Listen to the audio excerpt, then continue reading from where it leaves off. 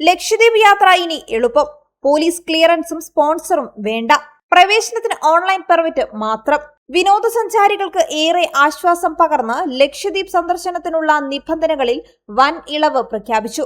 ദ്വീപ് സന്ദർശിക്കാൻ ഇനി മുതൽ പോലീസ് ക്ലിയറൻസ് സർട്ടിഫിക്കറ്റും പ്രാദേശിക സ്പോൺസറും ആവശ്യമില്ല. 1967 മുതലുള്ള വ്യവസ്ഥകളാണ് അഡ്മിനിസ്ട്രേഷൻ ഇപ്പോൾ എടുത്തുകളഞ്ഞത്. ലക്ഷദ്വീപിലേക്ക് പോകുന്നതിന് ഇതുവരെ ഉണ്ടായിരുന്ന ഏറ്റവും വലിയ കടമ്പയായിരുന്നു പോലീസ് ക്ലിയറൻസ് സർട്ടിഫിക്കറ്റ്.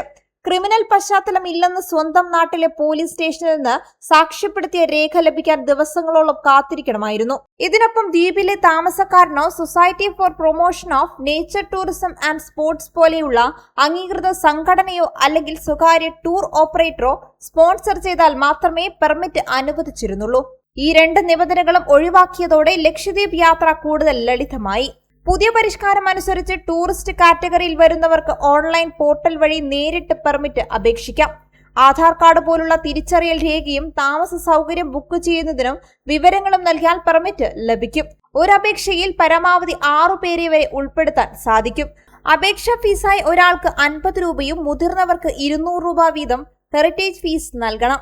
12 മുതൽ 18 വയസ്സ് വരെയുള്ളവർക്ക് 100 രൂപയാണ് ഹെറിറ്റേജ് ഫീസ്.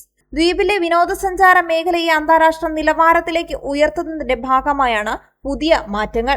ബംഗാരം, അഗതി, കവരത്തി തുടങ്ങിയ പ്രധാന ദ്വീപുകളിലേക്ക് കൂടുതൽ സഞ്ചാരികളെ ആകർഷിക്കാൻ ഈ തീരുമാനം സഹായിക്കും. കപ്പൽ മാർഗമോ വിമാനം വഴിയോ ദ്വീപിലെത്തുന്നവർ യാത്രയ്ക്ക് മുൻപ് ഓൺലൈൻ വഴി പെർമിറ്റ് ഉറപ്പാക്കണം. എന്നാൽ വിദേശ വിനോദസഞ്ചാരികൾക്ക് ഇപ്പോഴും പാസ്പോർട്ടും വിസയും നിർബന്ധമാണ്.